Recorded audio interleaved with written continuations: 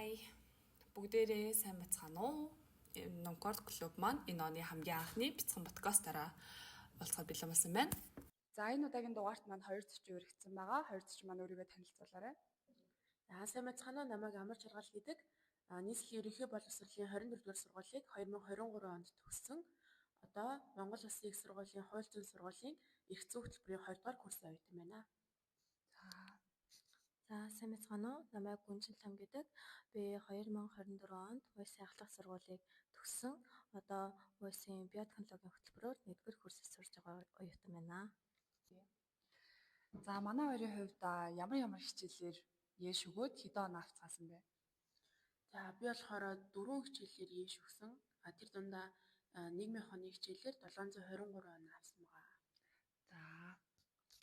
За би бас адилхан 4 хичээлээр яш өгөөд тэгээд биологийн хичээлээр 731 оноо авсан. За ерөнхийдөө бол хүмүүс их хвчлээ ингэж ярьдаг шүү дээ. Өө яэш бол ингээл аз шүү дээ, тий? Ингээл болчихно гэд. Та хоёрын хувьд энэ талаар юу гэж боддог вэ? Дээрээс нь яэшд орохын өмнө ингээд хэр өөрсдөө итгэлтэй байсан бэ? Энэ талаар дэлгэрэнгүй яриач. За миний хувьд бол эсвэрийн шалгалтыг аз гэж бол нэг хэлэхгүй. Гэхдээ зарим хүнд бол азан тохиолдог. Гэхдээ аз бол хичээсэн хүнд ирдэг гэж ойлгосон. За тэгээд бэлтгэл сайтай хам бол тэгээд өөртөө итгэлээрээ ийшээгээ даваад гарч чадах байхаа л гэж бодож байна. За Гүнжээгийн хувьд гэх юм бол Миний хувьд яэшийн яг ерөнхий суурь ойлголтуудыг буюу яг 500-аас 600 оног ч юм уу тий буудаад авчиж болно гэж бодож байна. Харин яг 200-аас 300 оног буюу яг ингээд яэш дээр 700-аас дээш 800 оноо авахад бол тэр хүний яг жинхэнэ эзэмшсэн мэдлэг нь хэрэгтэй гэж бодож байна. Өөртөө ер нь хэр итгэлтэй байсан бэ? Би бол яэшд орохоос өмнө өөртөө маш итгэлтэй байсан. Одоо биологи дээр бол өөрийгөө 800 авна гэж боддог байсан. Ер нь ингээд хэлэхэд хүмүүст ер нь бол хэр өөртөө итгэлтэй байдал айгу чухал гэж бодож байна. Хүүхдүүд ер нь өөртөө итгэлтэй байх нь зөв үү? Эсвэл бол ингээд ер нь яах ёстой юм бол?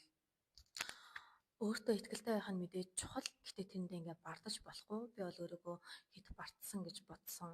Яг за би угаасаа 800 авчих юм чинь гээд өөртөө бардаад тэгээд яг өөрөө хүссэн хэмжээнд оноо авч чадаагүй гэж боддог өөрийгөө. За тэгвэл гол яриандаа оръё. Та хоёрын ер нь одоо хувь хүний өөрсдийн туршлага гэж байгаа шүү дээ тий. Яэшд бэлтгэсэн юм туршлага, арга барил яг хүн ер нь бол өөрсдөө тий ингээл ингэж бэлдвэл би ингэдэгтэй гэсэн юм байдаг. Тэнгуү та хоёрын хувьд ер нь яаж бэлтжижсэн бэ? За миний хувьд болохоор би өөрөө аягүй тийм багаар ярилцаж тэгж хичээлийг ойлгодог төрлийн хүн гэж өөрийгөө боддог. Тийм учраас ангийнхантайгаа ч юм уу бас сургалтын цодог байсан. Тэгээд сургалтынхаа найзуудтайгаа, сургалтынхаа багш нартайгаа илүү дотно. Тэгээд хоорондоо ингэж ярилцах, нэгэндээ эзэмшсэн мэдлэгээ ингэж зааж өгөх маягаар яг явсан л гэж бодож байна. Тэгээд өөртөө болохоор бас тусдаа цаг гаргадаг. Ганцаараа сууж агаад хажуудаа минут тавьж агаад ийшийнхаа одоо өмнөх оны хувилбаруудыг ажилтдаг ч юм уу. Тиймэрхүү байдлаар бол ингэж хослуулж ил арга барил хичээлдэг байсан даа тий. За Гүнжээгээр миний хувьд болохоор би 11-р ангиас угаасаа шууд олимпиадад бэлтгэдэг явсан болохоор тэр ирчээрээ тэр одоо 2-3 дахнаа ганцаарчилж багшаар бэлдүүлдэг байсан. Тэгээд яг тэгтээ эзэмшсэн мэдлэг амар бат суудсан. Тэгээд яг тэр ирчээрээ шууд яэштэй орсон. Өмнө нь бол яг яэшийн өмнөх хэдэн сард бол би санаа зовоогүй, ер нь бол нэг бэлдээгүй гэж хэлэхэд болно. Яг л өмнө нь хангалттай бэлдсэн болохоор. За та хоёрын хувьд ингээ яэшээ хэр хугацаанд бэлдсэн бэ тий? Одоо 10-11-ээс олимпиадад бэлдэж эхэлсэн яг тэр хугацаагаар ингэж бэлдэж эхэлсэн үү? Эсвэл яэш төхөөд нэг 2-3 сарын өмнө бэлдэж эхэлсэн үү? Эсвэл 12-т ороод намраас нь эхэлж бэлдэж эхэлсэн үү ч юм уу? Миний хувьд болохоор 12 дугаар ангийнхаа 10 сараас эхэлж яг яэшийнхаа бүтэн агуулгатай танилцаа за нэг юм төлөвлөгөө маягийн юм гаргаад яг иймэрхүү тайван яваад тэгээд удаан хугацааны оюун санамжид ингээд хадгалчих юм бол би яг айц хүн байна гэж бодонгуутлаа нэлээд алгуурхнаар ингэж явсан юм. Тэгээд дунд нь нөгөө олимпиадын бэлтгэл гэж орж ирээд айгүй нэг амир шахуу бэлдсэн. Тэр хугацаанд ингээд одоо олимпиадууд болохоор нэг 3 4 сард болдог. Тэгээд 6 7 сар хүртэл одоо ингээд сурах хэрэгтэй байсан юм да. Олимпиадтай зориулаад ингээд бүгднгийн нэг дор ингээд шахуу үтцсэн. Тэрнээс хойш айгүй сэтгэл гайгүй болцсон л доо нөгөө сандрал мандрал айц мэз. Тэгээд тэрнээсээ хойш болохоор өмнөх одоо мэдсэн үдцсэн байгаа юмудаа сэргээ санах маягаар явсаар агаад хөнгөн явсаар агаад яштай орсон гэсэн үг. Тийм миний хувьд болохоор тэгж бэлтгэл айгүй үр дүнтэй санагдсан. За би болохоор угаасаа яг гол өгчөө биологийн хичээлээ 11-р ангида хангалттай бэлдсэн гэж үзээд 12-р ангида нэг бэлдээгүй өөртөө жоохон бартсан. Харин бас миний орох гэж биотехнологийн мэргэжил болохоор химийн ешийн дүн бас чухал байсан. Тэгээ би хими бол 12-р ангийнхаа дундаас бэлдэж эхэлсэн. Тэгээд сургалтанд яваад тэгээд нэг еш болохоос 5 сарын өмнөөс их бэлдэж эхэлсэн. Гэтэ тэр надад оройтсан юм шиг санагдсан. Яг гэвэл би хим дээр ч гэсэн өөрийнхөө хүссэн оноог авч чадаагүй 600 гаруй оноо авсан. Тэгэхээр ер нь бол ямар ч мэдлэгийг ингээд урт хугацаанд давтаад явбал тэр нь толгойд илүү бат суугаад еш дээр илүү сандралгүй орно гэж бодсон. Одоо бас зарим хүмүүсийн хувьд ингээд яг нэг тулгаж бэлддэг тий. Одоо ингээд одоо еш болох нэг 3 сард байна гэх юм бол яг одооноос эхэлж ингээд за яг 3 сар бат ингээд суучаад ештэй нэг өндөр оноо авчдаг ч юм уу тийм хүмүүс байгаа ч гэдэг бас ярих юм бол Тэд нар нь бол яг тэр хүний одоо ой санамж манамж тий хувь хүний онцлогоос л хамаардаг байх гэж бодож байна. Гэтэ ер нь бол ихэнх хүмүүс ямар ч урт хугацааны, богино хугацааны ямар ч ой санамжтай хүмүүс ер нь эртнээс олон дахин давтвал үр дүнтэй л гэж бодож байна. Тэгээд еш тэр нэг юм байт юм лээ. Би болохоор эргэцэд орно гэж яг бодсон байсан. Тэгээд хүн ингээд тэрнээс айд юм билээ л дээ. Яна би одоо ингээ хуулийн анги авч чадахгүй бол миний оноо хүрэхгүй бол хэрвээ ямар нэг юм бол миний оноо хүрэхгүй бол би яаж нөгөө тэр сургуульд орох юм бэ? Надад ядаж өөр хумлбар вариант хэрэгтэй юм байна гэж бодоод хажуугаар нь одоо МОС-ийн хуулийн ангид болохоор яг 2 хичээл голлож бэлдэх хэрэгтэй байхгүй юу? 2 хичээлээр ордог. Тэнгүүд би хажуугаар нь ингээд айсандаа монгол хэл, англи хэл гэдэг хичээлүүд ингээд бэлдээд өгсөн. Яг тэр хичээлдээ ингээд зарцуулж ирсэн хугацаагаа яг математик нийгэм хоёртой ингээд хэрвээ зарцуулсан бол гэж би сүлд айгүй бодсон. Гэтэ тэр айгүй амар бэлтгэл хангагдсан хүний л бодол юм шиг байна. нэр тийм байж болох юм тийм. Яг айц угаасаа амар шиг. Айц Би тэрийг авч чадахгүй болоод яах вэ гэх. За си яриад угаасаа ээж амарч гэсэн яг тийм хэлцдэг байхгүй тий. За энийг яах вэ тий. Тийм тэгмэл ингэж монгол хэлний ээжт бэлтжин гэл өглөө 7 цагт сургууль дээр ирээд давцгаан цугаад хажуугаар нь айгүй олон юм ингэж цэжч мэжлээ. Тиймэрхүү юм хийж яхахын оронд одоо нөгөө 2 хичээлд анхаарч явахгүй явдал гэж боддог. Гэтэ монгол хэлнээс л шин сурч байгаа. Яг тийчтэй яг өөртөө итгэл юм болов уу? Эсвэл бол хүн болгонд ингэ байдаг нэг тийм бодлоо ингэ айц. Тэгээ бүр амар тийм том айц хэрэггүй л юм бэлээ. Яг яашаа өгөөд гараад ирэхэд бол тэгээд хуулийн сургуулиуд зөндөөлөөс тэгэл яг 3 сургууль бүртгүүлээл авсан тэгэл замойс гэж ал нөгөө нэг юугаа харж агаад юу лээ оноогоо нөгөө нэг тийм жагсаалтаа харж агаад сургуулийнхаа жагсаалтыг харж агаад тэгээд нэг 2 хүүхэд сонгохоо байлаа л тэгэл арсан ч гэсэн амар гоёлцсон шүү дээ. За тэгвэл одоо яшд анхаарах зүйлсүүд гээд байгаа штэ. Одоо ороход ч юм уу тий. Эсвэл бол яг ер нь юуг анхааруул зүгээр юм болоо.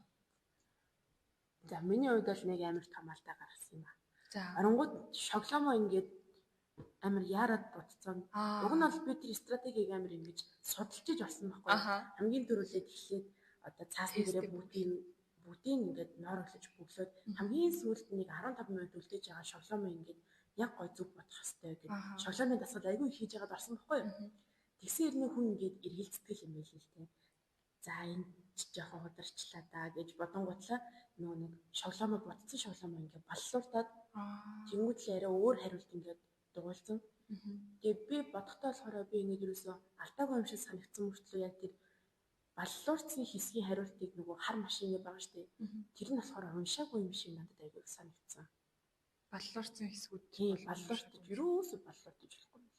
Анхнаас нь ингээл бодал тэр шоглооны дасгалыг аягүй сайн хийвэл бас зүгээр юм.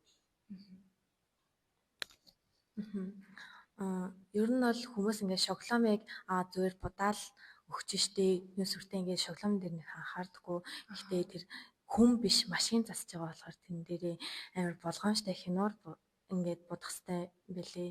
Тэгээ нэг кейс ярихад энэ манай багш ярьжсэн байхгүй юу? Бид нарт анхааруулад нэг охин ингээд хичээлдээ амар сайн охин олимпиад дээр ордог айгу ухаантай охин.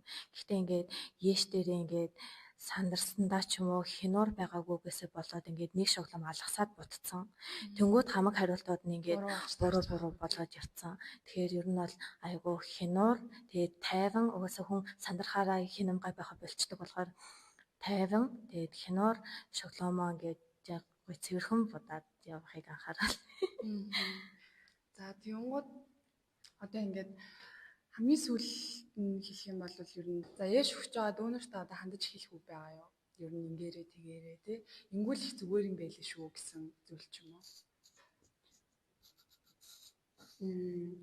За ер нь бол нөгөө яаш өгч байгаа сургууль дээрээ эхлээд очиод үзсэн нь их зүгээр юм билээ. Нэгдүгээр шүү дээ. Тэгээ хоёрдугаарт тий 0 хааны эдийн тий миний анги одоо энэ байна. Тэр сургууль хэдэн давхар ингээд тэрийг бас айгу анхаарч авч үзвэл бас зүгээр юм билээ. Хүн анх орж байгаа орчиндоо тий өөр сургууль дээр өгж байгаа шүү дээ. Өөрийнхөө сургуулиас өөр анх орж байгаа орчиндоо ингээд бүр тийм сандралтай одоо эсвэл чи ерөнхий шалгалт гээл ингээд бүхэл ингээд жилжингээ айд давтуулсан байгаа шүү дээ. Тэр хүүхдээ чи тэнгүүд тэндээсээ болоод ингээд алдаа гаргахыг бол хийж үгүйсэхгүй. Тэгэхээр тиймэрхүү юмнууд дээрээ сайн анхаарвал зүгээр гэдэм л. Тэгээд аюу эрт очих тий өглөө эртлэн босох цайгаа уух ингээд гэрийнхантайгаа хүчтэй юм ярих тий тиймэрхүү юм байжгаад тэгээд гэр бүлийнхнээс нь бас ирүүл бас аюу сэтгэлд үеиг тийм дэмтэл идэм билээ. Тэгээд бас нэг анхааруулах зүйл нь миний өгчээсэн сургууль дээр болохоор ингээд хоёр-хоёроор нь ингээд суулгацсан байсан л та. Тэгээд тэр нь айгүй онцгой санагдаад байсан. Гэхдээ дараагийн нэг хичээлд яг нийгмийн хичээлд орж байгаа байхгүй. Би өмнөх өдөр нь англи хэл өгсөн. Тэгээд англи хэл дээр болохоор ингээ хоёр-хоёроор суулгацсан байсан. Тэгээд яаж байгаа юм бол тоо гэж бодоод явсан. Тэгээд дараа нь нийгэм дээр болохоор ингээ нэг-нэгээрээ суулгацсан байсан. Тэнгүүд нөгөө суудал хуваарлт гээ байдаг шүү дээ. Би болохоор ингээ хоёр нэг цугцтай байсан байхгүй юу? Тэнгүүд одоо ингээ тэр үед яаж яагаад ч үлээ дээ. Наадталт нь ингээ сууц. Одоо энэ чинь нэг ингээд хоёр гэдээсэн байхгүй юу? Тэнгүүд би болохоор нэг дээрээ биш хоёр дээрээ суулсан гэсэн. Тэгэхээр нэг дээр А баримт ирнэ, хоёр дээр Б баримт ирнэ. Тэгэл миний баримт солигдсон байсан. Тэгээд сүүлд нь ингээ ботход бас А баримт айгүй амархан байсан гэж хүүхдүүд яриадсан байхгүй юу? Тэгэл би бүр ээхүр гэж амир их бодоо. Тэгээд ингээд яг л дөрмийнхэн дагуу ямар ч харамсах зүйлгүйгээр тэр шалгалтанд ороход болох юм биш. Тэгэхээр яаш өгч байгаа газраа эхлээд очиж үзээд ер нь сандрал эсвэл ер нь бол тийм бид ч тэгээ тухайн нөгөө орчинд нь ороход амар ингээд анх ирж байгаа газар ингээд шокнд ордог ч юм уу. Тэгэхээр ер нь бол очиж үзээрэй л гэж зөвлөж байгаа юм шүү дээ. Тийм. За гүнжээгийн юм. Ер нь бол багш нар эцэг эхчүүд ер нь хүмүүс ингээд эсэлтийн ерөнхий шалгалтын нэг тийм амар хэцүү юм шиг яриад ингээд хүүхдүүдийг сандрахсан байдаг ер нь бол айлгцсан байдаг. Тийм айцтай болгоцсон. Яна яаш боллоо гэд. Тэгээ яг үндэ ороод ингээд тулаад үзэнгүүт гайгүй л юмнууд байдаг. Яг л хичээл дээрээ хийжсэн даалгаврууд ч юм уу те. Зарим нь бол яг сурахч гэсэн шууд копитод авцсан даалгаврууд харж ирсэн би өмнө хийшүүд байсан. Тэгэхээр ер нь бол нэг тийм амар сандраад айгаад байх юм байхгүй. Яэш гэдэг бол нэг тийм амар хэцүү хүнд хэцүү шалгалт биш гэж бодож байна. Тэгээд хувийн бэлтгэлээ бас сайн хангаж очих хэрэгтэй юм билээ. Би өөрөө яг хувийн бэлтгэлээ сайн хангаж очиагүйгээсээ болоод цагаасаа эрт материалаа өгöd гарцсан байхгүй юу. Тэгэхээр ер нь бол өглөөний цайгаа сайн уугаад тэгээд салфетик мэлфетик ус мус ер нь хувийн бэлтгэлээ аягүй сайн хангаж очих систем байлээ шүү. Яэс ч бас удаан авдаг болохоор 1-2 цаг авдаг шүү дээ. Хүн чинь бас 1-2 цаг ингээд юу ч ингээд хийхгүй ингээд таг суун гэхэр бас хэцүү шүү дээ. Тийм байна. Тэгээ ээж аав нарт гэхдээ нөгөө гэр бүлийн зүгээс яг яачдаг юм лээ. Тэст амьдралыг чи шийднэ гэтэл тий.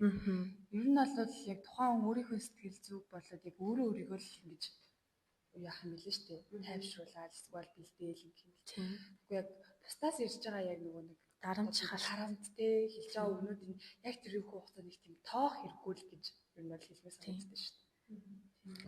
Ер нь бол өөртөө итгэл ээш угаасаа нэг тийм айгаад ахаар зүйл биш гэж Би чаднаа гэж тийм би чаднаа гэж сайн бэлтгэлтэй. тийм. Гэтэ тэндээ бардаж болохгүй. Тийм. Бүр амар бардаж нэрээ. Эгон тэнгэр талцсан байж болохгүй л юм байлээ. Ер нь тэгэл юмыг бэлдээд үр дүн болгох тэгэл ирдэ шүү дээ ялц шүү тий. Бэлдсэн юмны үр дүн шал үргэлжлэх. Тийм шал үрээд тий. Бэлдээгүй юмны үр дүн за нэг Аз яндаач энэ дээр явах.